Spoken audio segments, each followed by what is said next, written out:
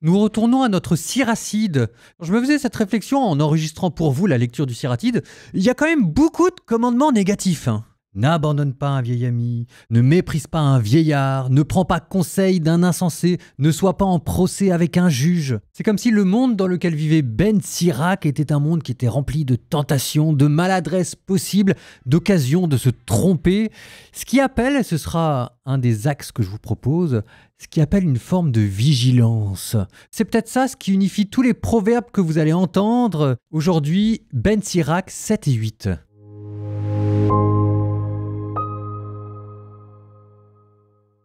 Ne fais pas le mal, et aucun mal ne t'arrivera.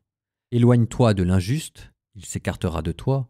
Mon fils, ne sème pas dans les sillons de l'injustice, de peur d'en récolter 7 fois plus. Ne demande pas au Seigneur une situation en vue, ni au roi une place d'honneur. Ne joue pas au juste devant le Seigneur, ni au sage devant le roi. Ne brique pas la fonction de juge. Si tu n'es pas armé pour briser l'injustice, tu pourrais te laisser intimider par un puissant et compromettre ton intégrité. Ne te rends pas coupable envers le peuple de la ville et ne perds pas la considération publique. Ne commets pas une deuxième fois le même péché, car pour le premier, tu ne resteras pas impuni. Ne dis pas « Le Dieu Très-Haut verra l'abondance de mes offrandes, quand je les présenterai devant lui, il les acceptera. » Ne te décourage pas dans la prière et ne néglige pas de faire l'aumône. Ne te moque pas d'un homme qui est dans la peine, car le Dieu qui humilie est aussi celui qui élève. Ne cultive pas le mensonge contre ton frère et pas davantage contre ton ami. Ne consens jamais au mensonge. L'habitude de mentir ne produit rien de bon. Et ne pérore pas devant les anciens. Et ne rabâche pas dans ta prière. Et ne prends pas en dégoût les travaux pénibles ni les travails des champs institués par le Très-Haut. Ne te joins pas à la compagnie des pécheurs, souviens-toi que la colère ne tardera pas. Humilie-toi profondément, car l'impie aura pour châtiment le feu et les vers. Ne vends pas un ami pour de l'argent, ni un frère de sang pour l'or d'Ophir. Ne te détourne pas d'une épouse sage et bonne, car sa valeur surpasse l'or. Ne maltraite pas l'esclave qui travaille fidèlement, ni le journalier qui se dévoue sans compter. Aime de tout ton cœur l'esclave intelligent et ne lui refuse pas la liberté. As-tu du bétail? Prends-en soin. S'il te rapporte, ne t'en défais pas. As-tu des enfants? Éduque-les. Et dès le jeune âge, apprends-leur à obéir. As-tu des filles? Veille à leur vertu. Et montre-leur un visage sérieux.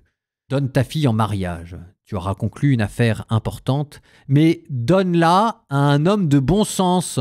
As-tu une femme selon ton cœur? Surtout, ne la renvoie pas. Mais si elle n'est pas aimée, méfie-toi d'elle.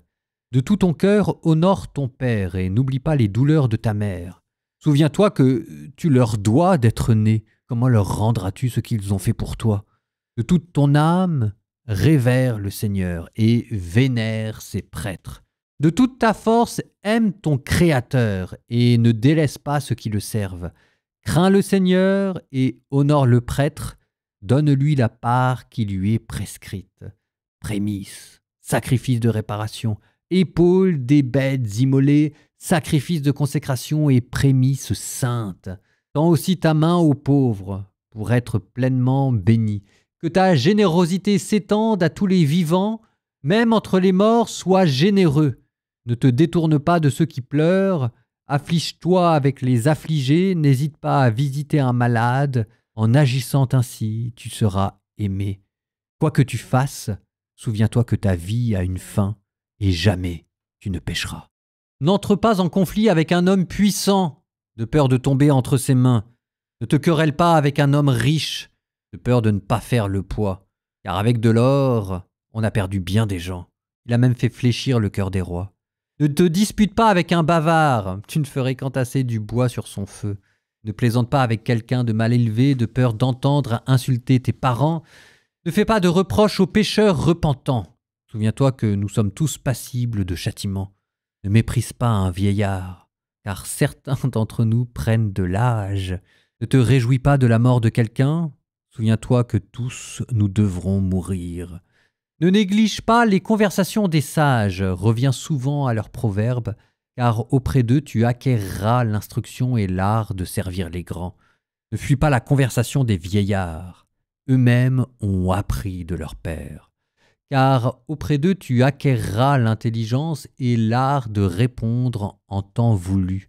N'attise pas les ardeurs du pécheur, de peur de te brûler au feu de sa flamme.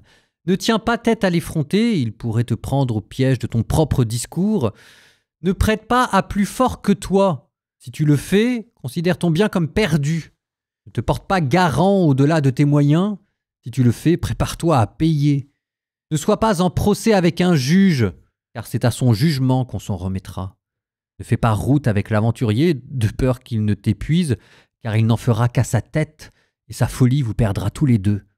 Ne te dispute pas avec un coléreux, et ne t'engage pas avec lui dans un lieu désert, car le sang compte pour rien à ses yeux, là où il n'y a plus de secours, il t'abattra.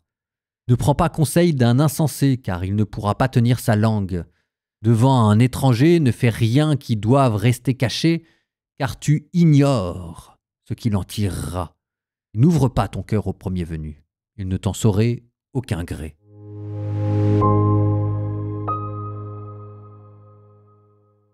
C'était un des principes qui vous était donné au verset 1 du chapitre 7. « Ne fais pas le mal et aucun mal ne t'arrivera ». On retrouve là le thème de la rétribution. Alors ce principe de rétribution, j'ai l'impression que j'arrête pas de vous en parler non plus, donc ça vaut peut-être le coup de refaire un petit panel pour voir jusqu'à présent tous les endroits dans lesquels la Bible a essayé de l'appliquer. On peut essayer de l'appliquer dans sa propre vie. Quand on fait le bien, on sera récompensé par la félicité matérielle.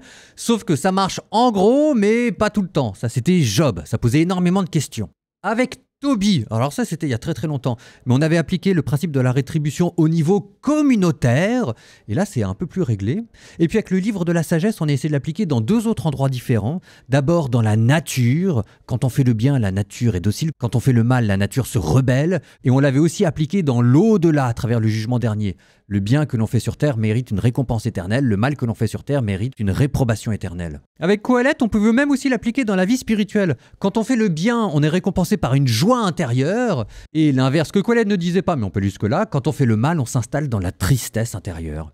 Bon, vous voyez, ce principe de rétribution qui pose beaucoup de problèmes, en attendant, vous pouvez voir qu'il est relativement robuste et relativement sain, vu la multiplicité des domaines dans lesquels on peut l'employer. Avec l'épisode de Ben Sirach que vous venez d'entendre aujourd'hui, en fait, on a repris encore une fois ce principe de la rétribution, et on l'a appliqué non pas dans l'au-delà, non pas dans la vie spirituelle, on l'a appliqué dans un endroit assez inattendu, mais plein de bon sens. Non, Ben Sirach, lui, va l'appliquer encore ailleurs. Si vous montrez quand même la richesse de ce principe, il l'applique dans les relations sociales. Si jamais on se comporte bien avec les hommes, ça évitera beaucoup de dégâts. D'où tous ces commandements négatifs que je vous avais proposé d'interpréter comme un appel à la vigilance. L'attention au premier pas. Que le mal n'arrive pas d'un coup, généralement il y a une pente glissante. Un mal en appelle un autre, de la même manière qu'un bien en appelle un autre. Parce qu'au fur et à mesure qu'on fait n'importe quoi dans les relations sociales, on a l'art et la manière de s'enfermer dans des impasses qui finissent par se retourner contre nous. Et ça vous montre le mécanisme, comment marche ce principe de rétribution dans les relations sociales. Faut pas se bercer d'illusions, hein. C'est comme ça que ça marche la vie sociale. On n'est jamais seul et nos actes nous suivent. Donc, la vigilance, ça veut dire ouvrir l'œil, voir le bien, discerner les pièges, prévenir avant d'agir. Verset 3, ne laboure pas un sillon d'injustice.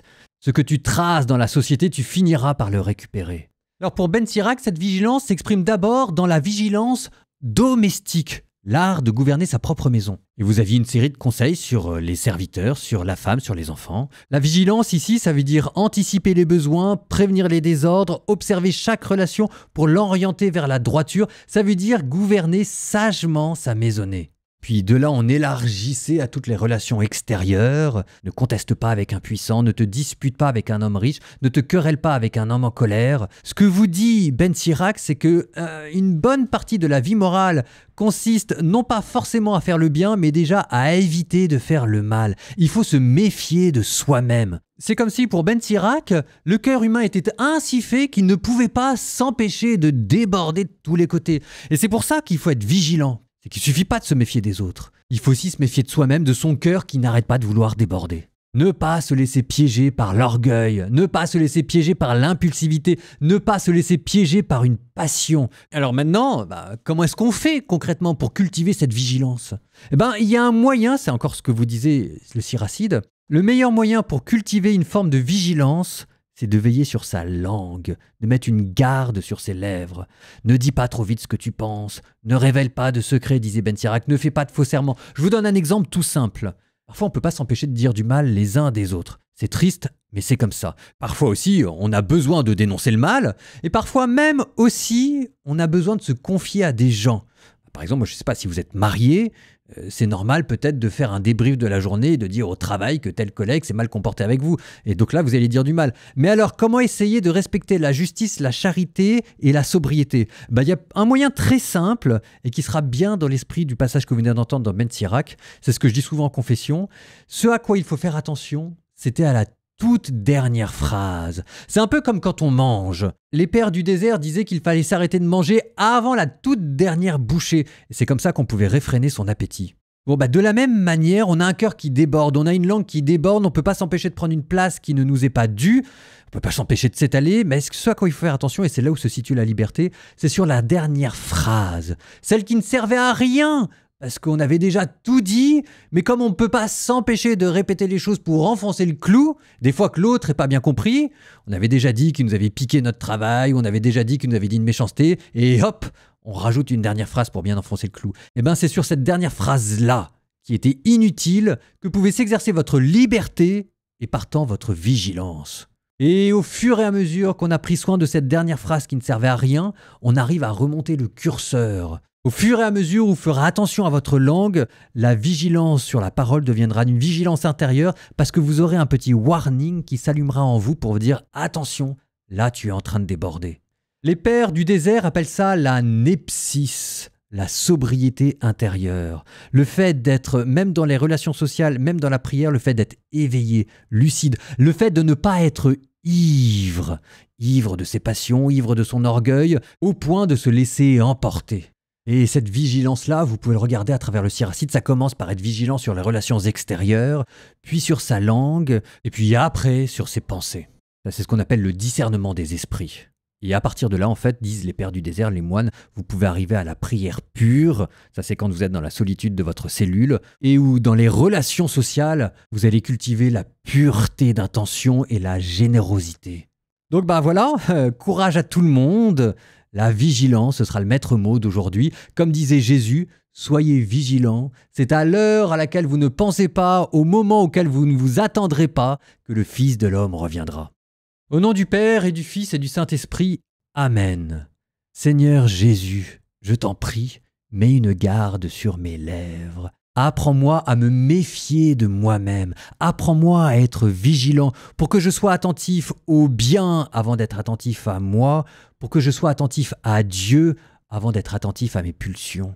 Fais que je recherche la vraie joie, celle du bien et non pas la facilité du plaisir.